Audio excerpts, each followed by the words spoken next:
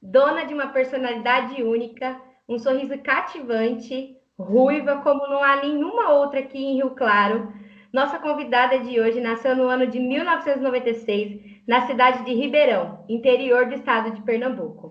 Filha de Risete Maria Bezerra da Silva, natural de Amaragi, e Fernando de Lima da Silva, natural de Cabo de Santo Agostinho, se casaram no ano de 1990. Fernanda tem duas irmãs, sendo Marcela, que também nasceu na cidade de Ribeirão, no ano de 1998, e Raíssa, a caçula, nascida em Palmares no ano de 2004. A família de Fernanda veio para Rio Claro, interior de São Paulo, no final do ano de 2004. Fernanda formou-se em psicologia pela Fundação Hermínio Ometo no ano de 2019 e fez sua pós-graduação em psicologia clínica na abordagem comportamental, concluindo neste ano. Recebam nossa convidada aqui no nosso quadro A Jaque Quer Saber.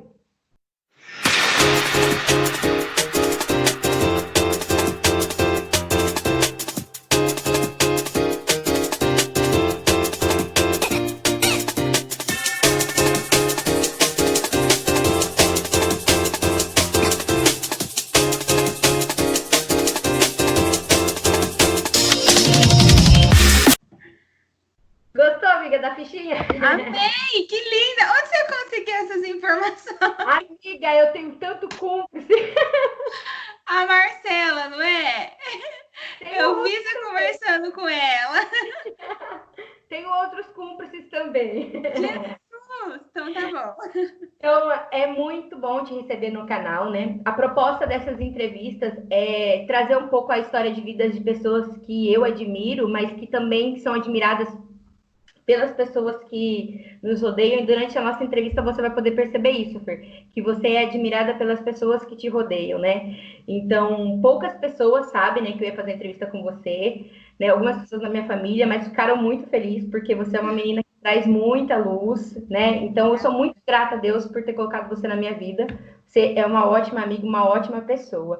Então, para iniciar, eu gostaria que você contasse um pouquinho da sua história, um pouco, né? Eu fiz uma apresentação mais superficial, né, sobre a sua família, mas eu queria que você contasse um pouquinho, né? Fernanda é nordestina. Conta um pouquinho pra gente, Fer. Nossa, eu acho que eu vou me emocionar. Você falando aí, eu já comecei a me emocionar aqui, mas tudo bem. Bom, eu nasci, sim, em Pernambuco, né? Meus pais são pernambucanos, minhas irmãs também são. E nós viemos para cá em outubro de 2004, né? Então, agora em outubro já farão 16 anos. E a minha infância em Pernambuco, já que foi assim, aquela infância que toda criança deveria ter, né? Eu, graças a Deus, meus pais, quando eu nasci, meus pais já eram evangélicos, então a gente morava na frente da igreja, né? Então, às vezes a gente saía de casa ou se não ia no culto, assistia ali da frente de casa mesmo. Nós temos boa parte da nossa família lá, tanto materna quanto paterna. E a gente veio para cá em busca realmente de uma vida melhor, né? Meu pai, ele tinha sido vereador lá em Pernambuco por 2 vezes, e aí na última eleição ele acabou não ganhando. E como lá, para arranjar emprego é um pouco mais difícil, e meu tio, que mora aqui em Rio Claro, ele já está aqui, já estava, né, na época que nós viemos há quase 10 anos, meu pai veio para ajudá-lo.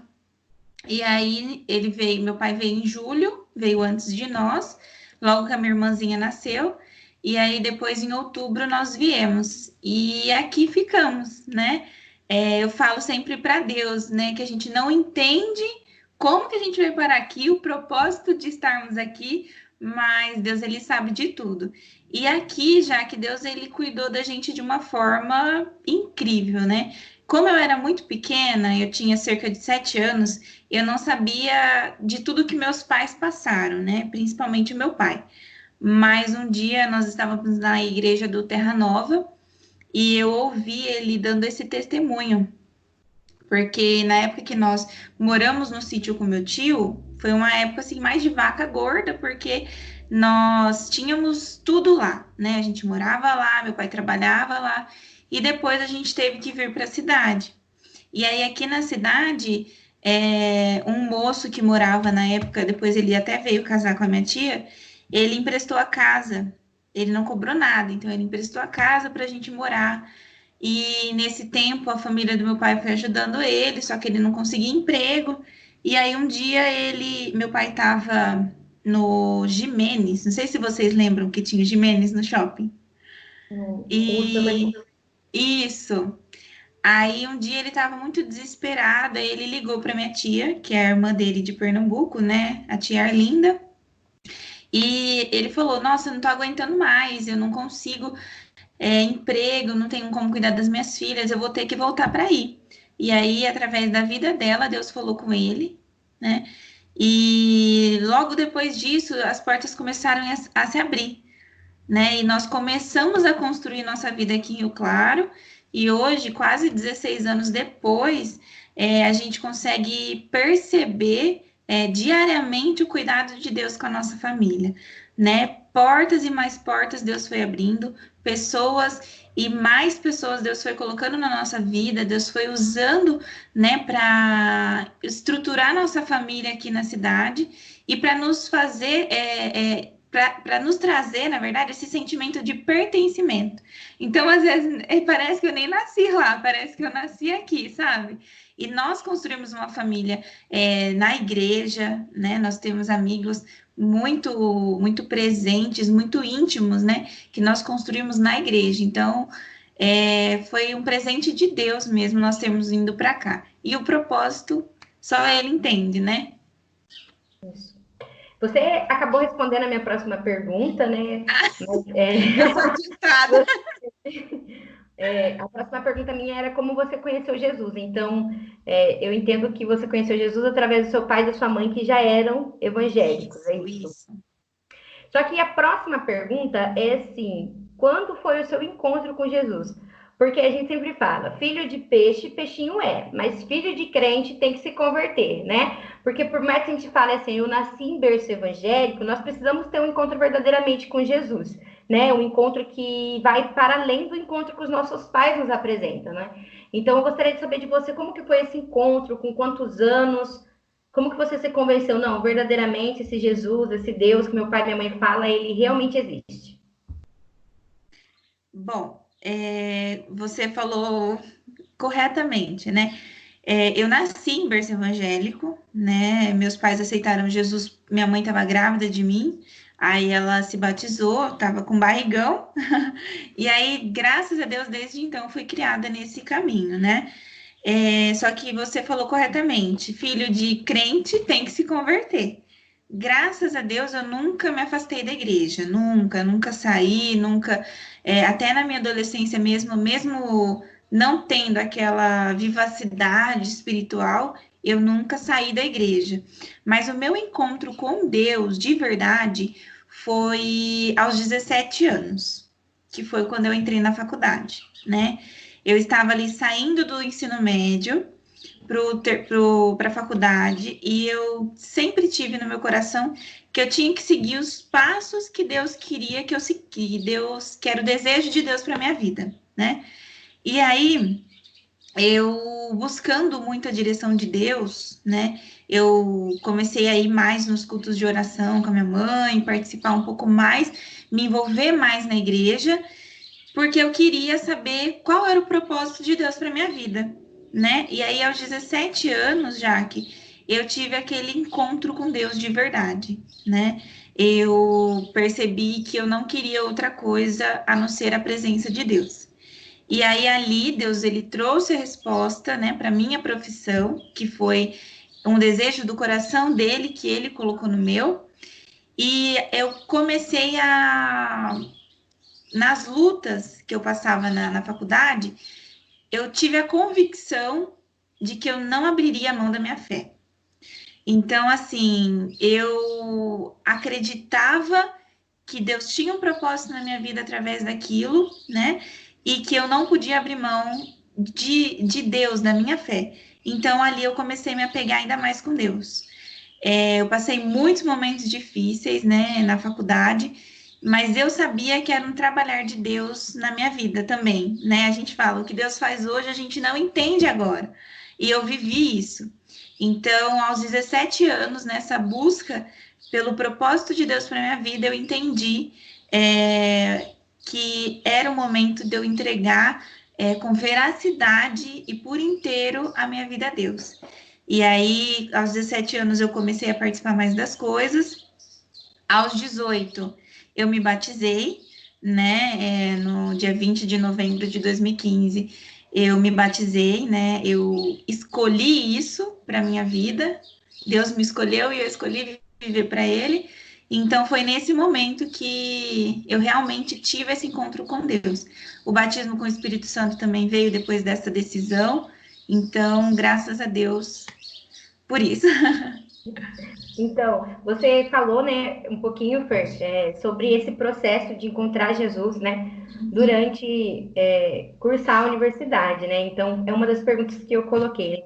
Como que é para você, como que foi para você cursar psicologia, né, sendo evangélica?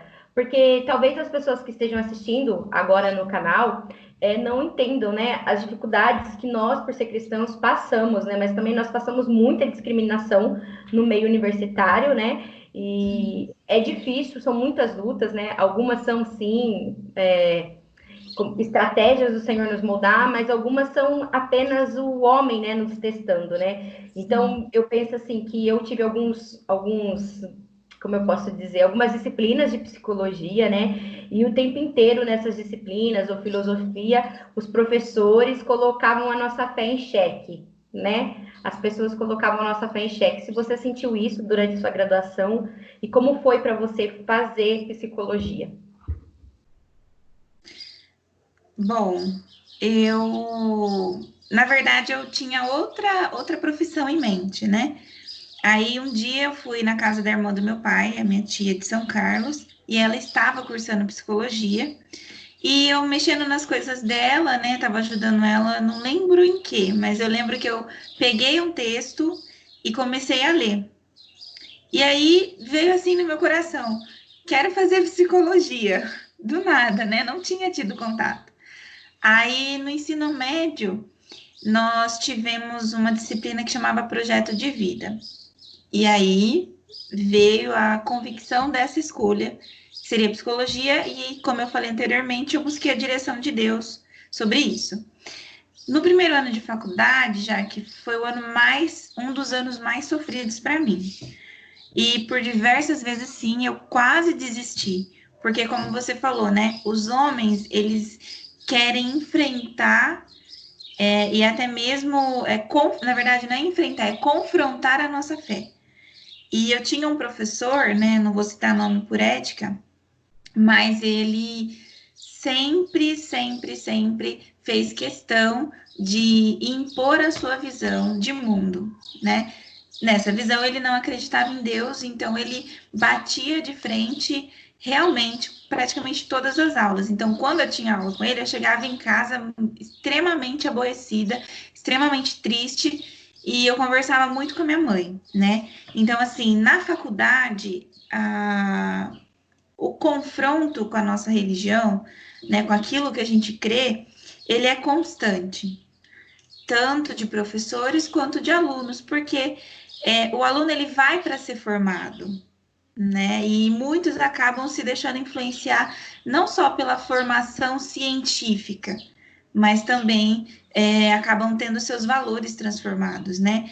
Então, para mim, foi muito difícil, sim, em alguns momentos, mas quando eu coloquei no meu coração que eu não perderia a minha fé e que eu lutei por isso durante os 5 anos de faculdade, Jaque, foram os anos que eu mais me enchi de Deus, porque eu precisava de sustentação para conseguir chegar até o final, né? Então, assim, eu vejo muitos jovens que entram na faculdade, principalmente na minha sala, né? Eu vi muitos casos e no curso que eu fiz, muitos jovens que entravam com essa fé e que pela influência de um homem, como você disse, né? Um homem que traz as suas convicções e quer impor, mas a gente quer com cabeça fraca, não sei que resposta dá isso, a gente acaba se deixando iludir pela resposta do homem, sendo que a gente tem que ter a nossa fé em Deus. Então, eu passei por muitos conflitos, mas em nenhum momento, eu digo isso com muita alegria, eu duvidei da minha fé. Em nenhum momento. E em nenhum momento eu senti vontade de deixá-la de lado, muito pelo contrário. Eu sabia que era me apegando a ela que eu não perderia esse sentido na minha vida. Acho que respondeu a pergunta? Respondeu. Assim, quero deixar bem claro, né, para quem está assistindo esse vídeo, que nós não somos contra, né, Fernanda, os cristãos estarem na universidade, muito pelo Nunca. contrário, né? Nós somos super a favor. É porque, assim, como a Fernanda falou, a universidade ela abre um leque de opção para você que muitas vezes as pessoas que são criadas em lares cristãos não têm, né? Não têm acesso pela proteção dos pais, dos familiares. E a universidade, ela te apresenta muitas coisas, né? Então, a gente tem que ter, sim, muita convicção, mas nós temos que, sim, ocupar esses espaços da universidade, né? Eu penso que cada vez mais, né, Fernanda? Nós estamos tendo jovens formados, né? Graças a Deus. Psicólogos, médicos, pedagogos, estamos tendo advogados, e isso é muito bom para a Igreja do Senhor, né? E sem dizer também que isso promove o debate, né? Promove as diferenças, né? E a universidade não é outro espaço senão um espaço de debate, né? De formação, mas também de debate, né? Então é muito importante a gente ressaltar que sim, esses espaços são para nós também. Fer, e você, esse ano, você concluiu a sua pós-graduação em psicologia clínica, né, na abordagem comportamental. O que seria essa pós-graduação e o que te levou a esse caminho? Bom, Jaque, a pós-graduação, ela é mais, o próprio nome diz, né? Aperfeiçoamento. Na Fundação Hermínio Metto, né, onde eu me formei, nós temos uma formação generalista. Então, eu atuei na UBS, eu atuei na UTI, eu atuei no CRAS e também atuei em escola. Mas eu sempre tive o desejo da clínica. Porém, no ano que eu fiz o estágio, que seria clínico, nós acabamos não tendo estágio clínico, nós tivemos só o acesso ao UBS, porque por uma questão de grade curricular. E aí, eu queria atuar na clínica, porque já era um propósito de Deus para minha vida, só que com as minhas inseguranças, eu quis me apoiar um pouco mais, né? E aí, a abordagem que eu trabalho, que é a abordagem comportamental, tem a psicanálise, a fenomenologia, o humanismo e a análise do comportamento. E eu sigo essa linha de visão, né, que é a análise do comportamento. Então, eu quis esse aperfeiçoamento em clínica para poder estar tendo mais estrutura para iniciar aí a prática em clínica, né? Não sei se o pessoal sabe, mas eu já trabalho numa instituição de longa permanência há quase 4 anos, e eu não tinha essa base clínica, eu tinha mais essa base social. Então, para melhorar também e para me sentir mais segura na clínica, eu optei por cursar essa pós-graduação que eu terminei agora em março. Entendi, Fer. Você disse que já está atuando, né, Fernanda, na sua área e você atua com idoso. E como está sendo esse trabalho, né, durante, né, esse momento também, né? E como que é o dia a dia, né? Como que é a sua rotina como psicóloga? Bom, na instituição, quando eu entrei, eu era estagiária, né? E hoje, depois da minha formação, eu sou psicóloga na instituição mesmo, sou contratada. E o trabalho do psicólogo na instituição de longa permanência, ele é um conjunto com o assistente social, né? Então, lá eu faço acompanhamento individual dos idosos, não como uma clínica, porque a gente não pode misturar. A gente não faz clínica na instituição, é um trabalho social. Por isso que a gente fala do trabalho psicossocial. Então, eu faço acompanhamento individual dos idosos, né? Nos casos mais delicados, eu faço um acompanhamento mais perto, né? Aí, semanalmente. E como eu atuo muito em conjunto com o assistente social, a gente também trabalha com as famílias. Então, a gente tinha aí um planejamento anterior, né? O ano passado nós conseguimos colocar em prática.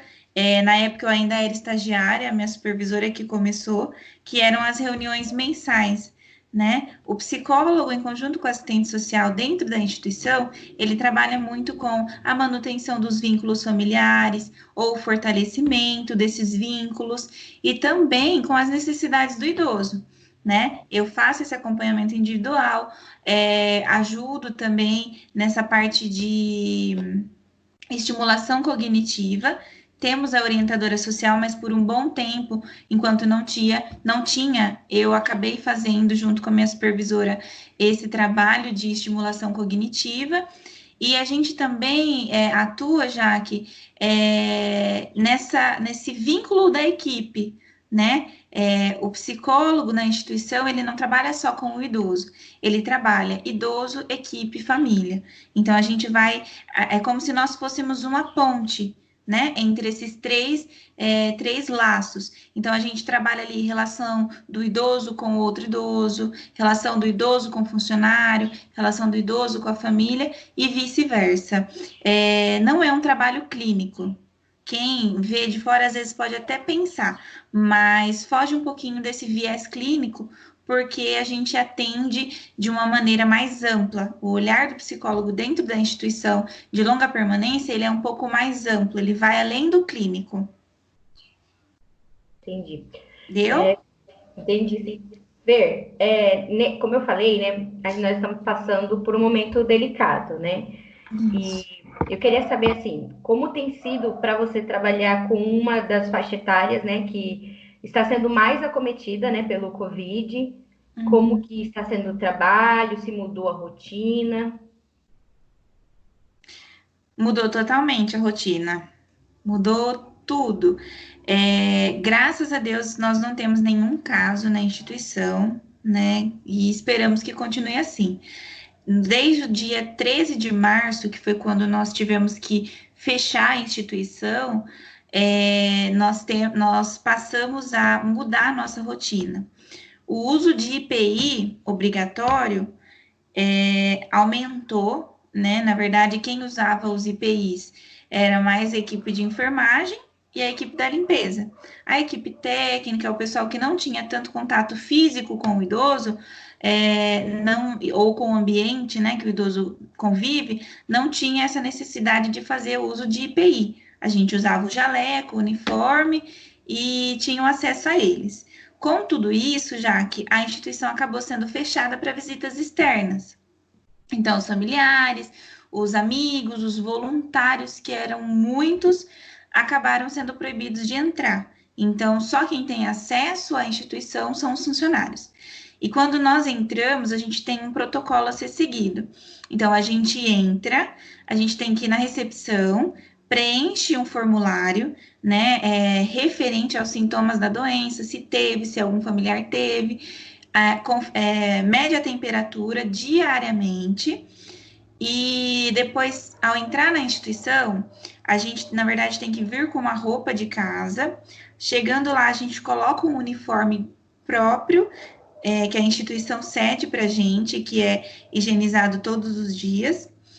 Aí a gente faz essa troca, coloca a máscara, coloca a touca e coloca uma segunda máscara, que é aquela que o pessoal tem usado no hospital, né, de acrílico. Isso, a gente coloca tipo uma viseira. E toda vez que a gente vai ter contato com algum idoso, sempre com as mãos higienizadas e passando álcool em gel.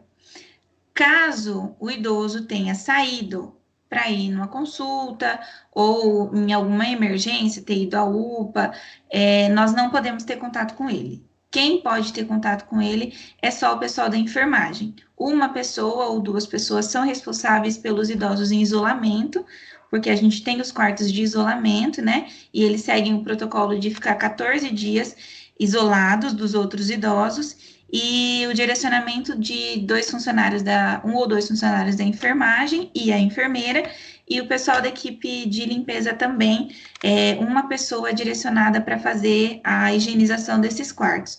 Justamente por quê? Porque se eu vou lá e tenho contato com esse idoso, eu posso até sair e me higienizar, mas eu tive contato com ele, então eu posso ser um caminho de risco para o outro que não está em isolamento. Então, a nossa rotina mudou completamente. Além disso, né, a equipe técnica teve teve a carga horária reduzida, né? E assim, no início, até que foi um pouco mais tranquilo. Nós estamos fazendo chamada de vídeo com as famílias, né, diariamente. A instituição, ela comprou um tablet para que os idosos também possam ver melhor, né, a família. Então, a gente tem feito isso. E por mais que a nossa carga horária tenha sido reduzida, a gente também tem feito esse acompanhamento com a família pelo nosso celular particular. Como nós costumamos dizer, a gente não trabalha com máquina, a gente trabalha com ser humano.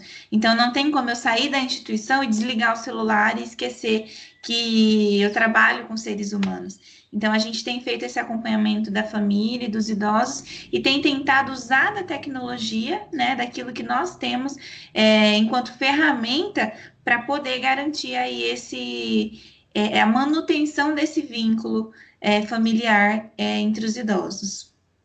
E é muito interessante, né, por isso que você colocou, né? Há muitas críticas, né, da modernidade, né, desse tempo que nós estamos vivendo, que a tecnologia ela afasta as pessoas. Mas Sim, nesse momento de pandemia, ela tem sido utilizada para aproximar, né, as isso. pessoas que nós não podemos estar visitando, né, como você disse, os idosos com seus familiares, até mesmo as pessoas que estão hospitalizadas, né, Uhum. e não pode ter acompanhante, né, então estão usando dessa tecnologia para conseguir se comunicar. Fer, e nesse Isso. momento de isolamento e distanciamento social, né, a gente percebeu que no Brasil alguns índices aumentou, como, por exemplo, o número de suicídio e o número de violência doméstica. Então, eu queria ouvir, assim, do ponto de vista profissional seu, um conselho ou algo que pudesse, assim, nos acalmar, porque, assim, não está sendo fácil, né? A rotina mudou, né?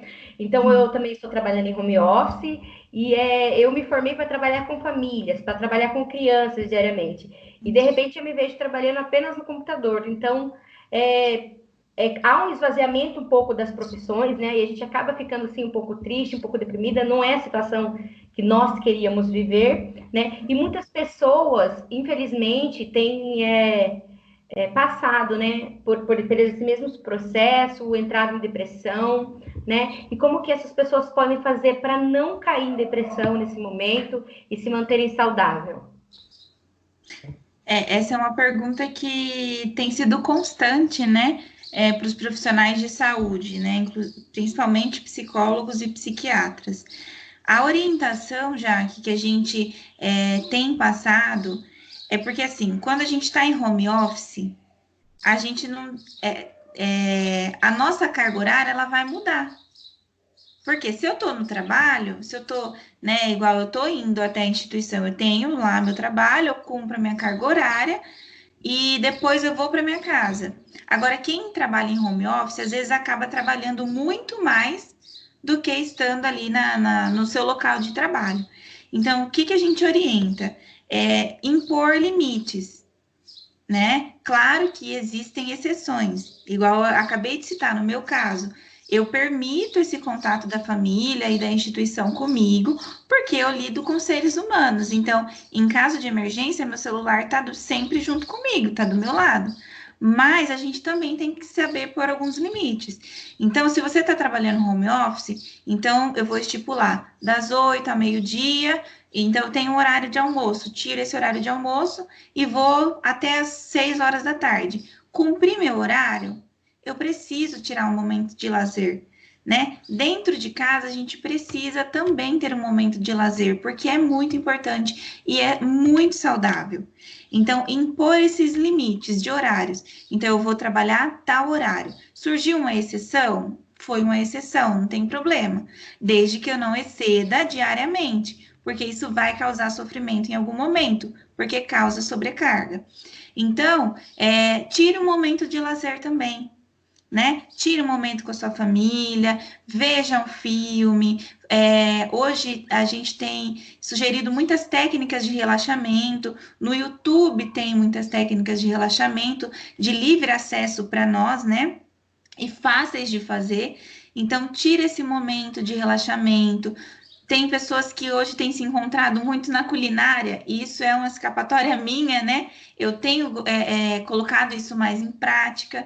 Então, busca momentos de lazer. Algo também que é extremamente protetivo.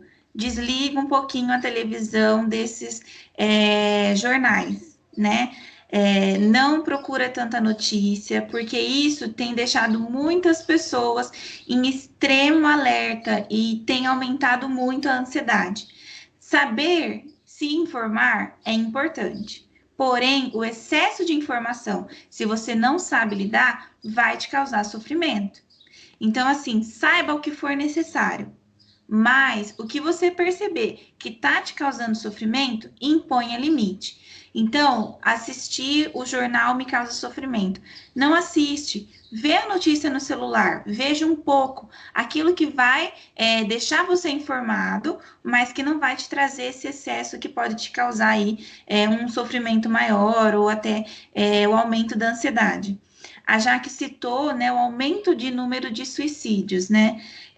Busque estratégias de proteção, estratégias de enfrentamento, conversar com pessoas próximas a você. Hoje, esse uso de tecnologia, ele tem sim servido para aproximação. Então, use disso. Liga para alguém com quem você possa conversar, com quem você possa desabafar.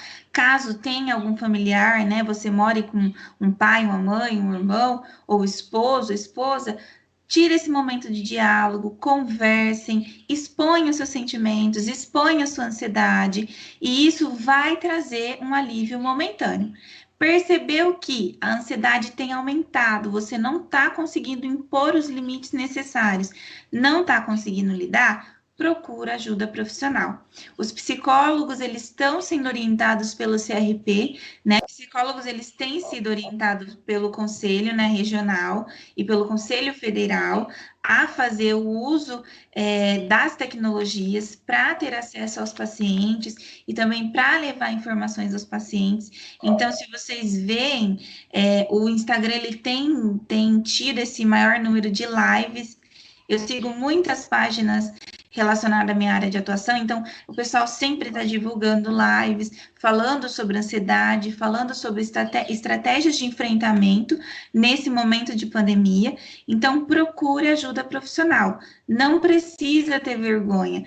Algumas pessoas ainda me dizem que sentem vergonha de ir ao psicólogo, e não é uma vergonha, né? Como a Jaque falou, se nós temos a oportunidade de fazer uma graduação, se Deus está proporcionando isso para a gente, é porque Ele precisa de ferramentas usadas por Ele para alcançar a vida de outras pessoas. Então, procura ajuda profissional. Não estou conseguindo fazer o que você está falando, Fernanda. Procurar um momento de lazer, pôr limite, evitar de ver notícia.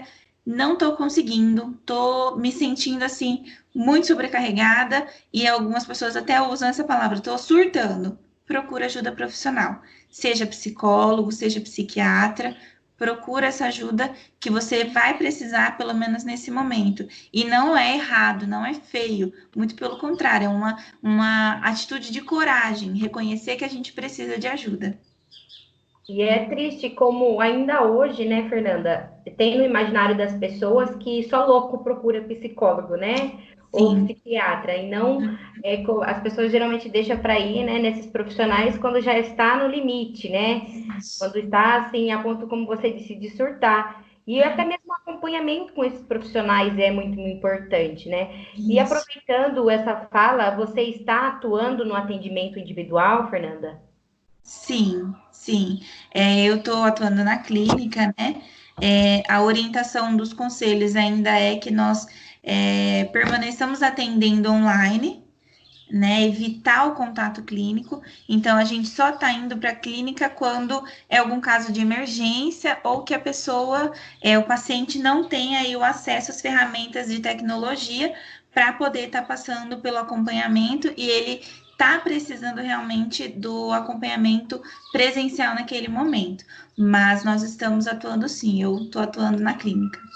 Você pode falar o nome da clínica, passar o telefone para contato. Depois a gente vai deixar na descrição do vídeo para o pessoal que quiser ter acesso, né? Mas acho que é importante esse momento de divulgação. Tá ótimo, Jaque. Na verdade, eu subloco a sala que eu atuo, né? Porque como eu trabalho no abrigo, eu atendo mais aos finais de semana. Então, para quem estiver precisando, né? Eu prefiro deixar aí o Instagram ou o Facebook, pode ser? Fernanda Lima no Facebook ou Fernanda V Lima S no Instagram. Aí vocês podem me chamar por lá e aí eu passo meu contato para a gente poder estar conversando pelo WhatsApp, tá bom? Okay. E o endereço da clínica eu passo depois, porque como eu subloco a sala, eu não sou atuante na clínica todos os dias, somente aos finais de semana mesmo. Ok. Depois a gente vai colocar certinho para as pessoas, né, terem acesso. Mas é muito importante, né, nós falarmos sobre isso, né? Eu até comentei com algumas pessoas, com meu esposo e com umas sobrinhas, com meu círculo de amizade, né? A gente procura não ficar postando, né, sobre algumas questões, né, de políticas sobre o Covid, porque realmente isso acaba gerando muita ansiedade nas pessoas, porque as mídias já estão fazendo isso, né? Mas também a gente não pode se ausentar e se calar diante de fatos que estão acontecendo, né? E é muito importante, porque eu tenho certeza que, né, essa entrevista vai alcançar várias famílias, vários lares, e pelo menos uma pessoa vai estar passando por essa situação, né? E precisa ser alcançada, né? Com a informação, né? Então, hoje nós temos o poder da informação, então vamos usar, né, esse poder que nós temos de uma maneira boa, né? Então, agora, Fer, para quebrar um pouco esse clima, né, que ficou assim, pesado, assim, eu vou mandar um vídeo no seu WhatsApp. Já que você não vai me fazer chorar, né? Não, claro que não. Então tá bom, porque eu sou feia chorando. Ouvi bem. Então, Fernanda, para quebrar um pouco esse clima que ficou da pergunta, agora você está no quadro Aguenta Coração. Aguenta coração.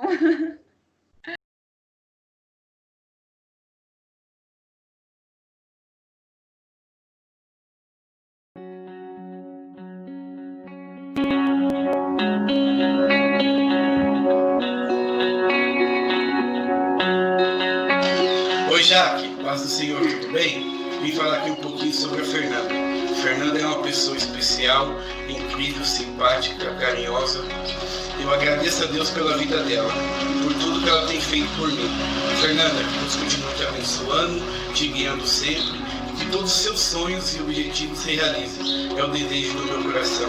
Saiba que eu te amo muito, viu? Beijo, Tata. Oi, Jaque, oi, Fer. A Jaque pediu pra gente estar fazendo esse vídeo em homenagem a você, Fer. E a gente vai falar um pouquinho sobre o que você significa pra gente, o que você representa pra gente. Eu acho que você aqui em casa representa uma luz de união, né?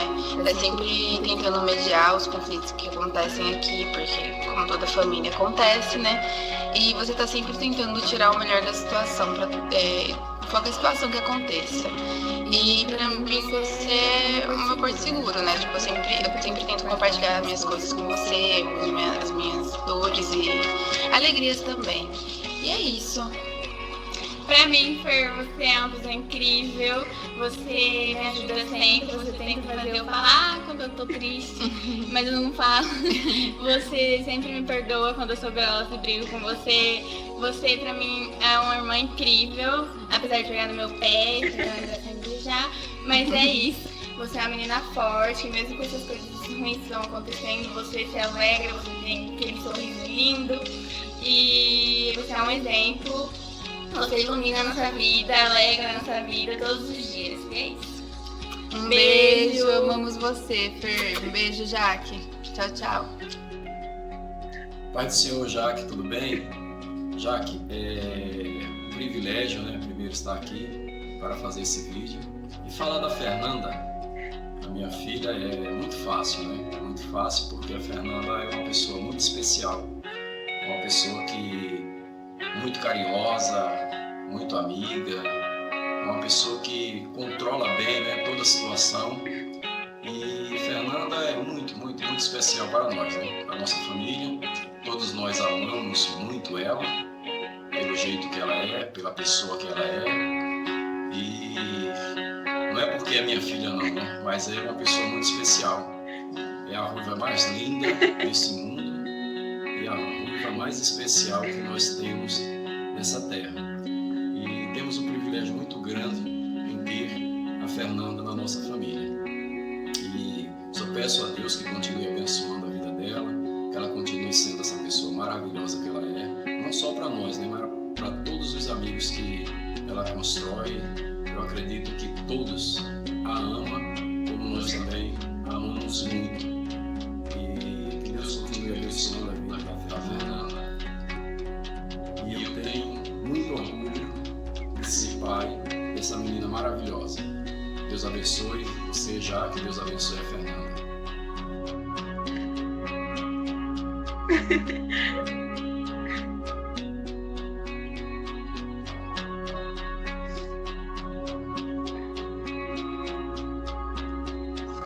Você falou que não ia me fazer chorar.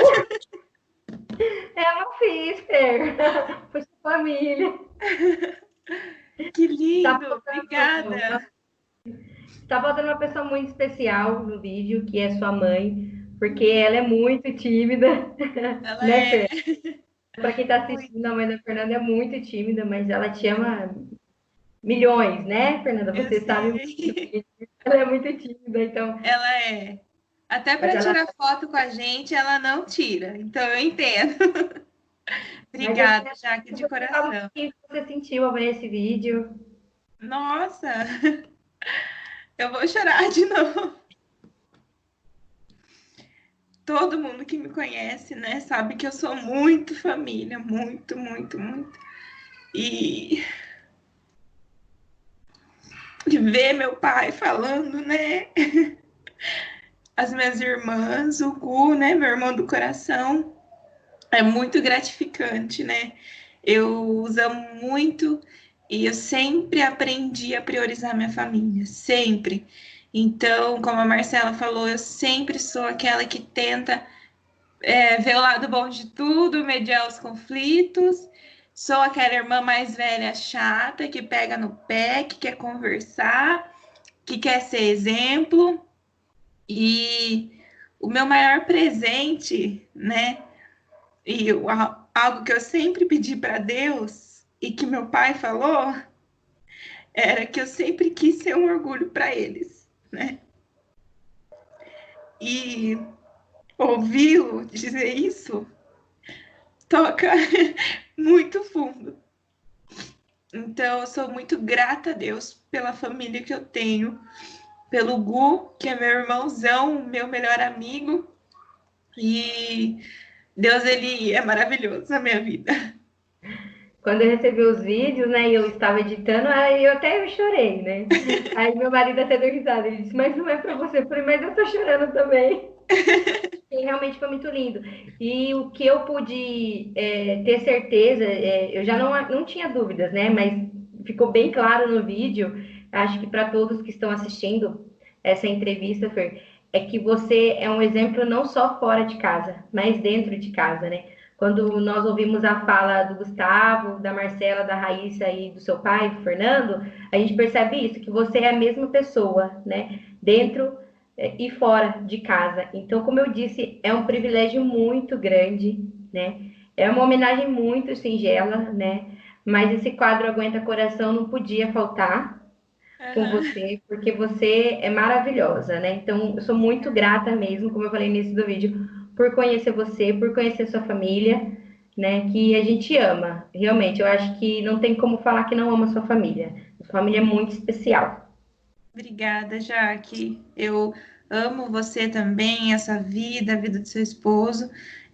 São amizades que, como eu falei, né, Deus colocou na nossa vida. Então, obrigada pelo carinho. A gente vai entrar agora no quadro Ping Pong. Em apenas uma palavra, eu gostaria que você me respondesse. Uma cor. Azul. Um desejo. Ser mãe. Um nome. Deus. Uma paixão. Uma paixão. Hinos. Um versículo. Filipenses 4.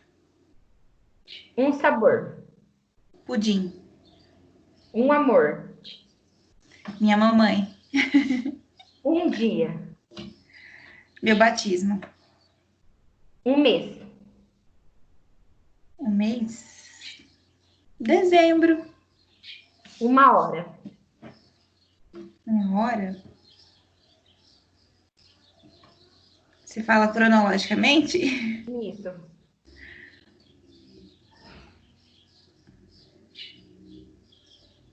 Fim de tarde, 6 horas.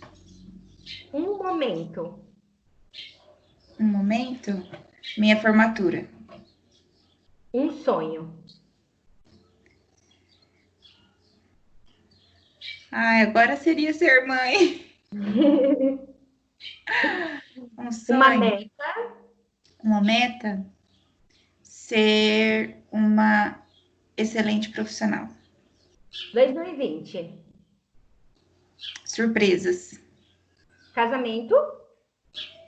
Um sonho. Namoro. Tô esperando em Deus. Família. Tudo pra mim. Amigos.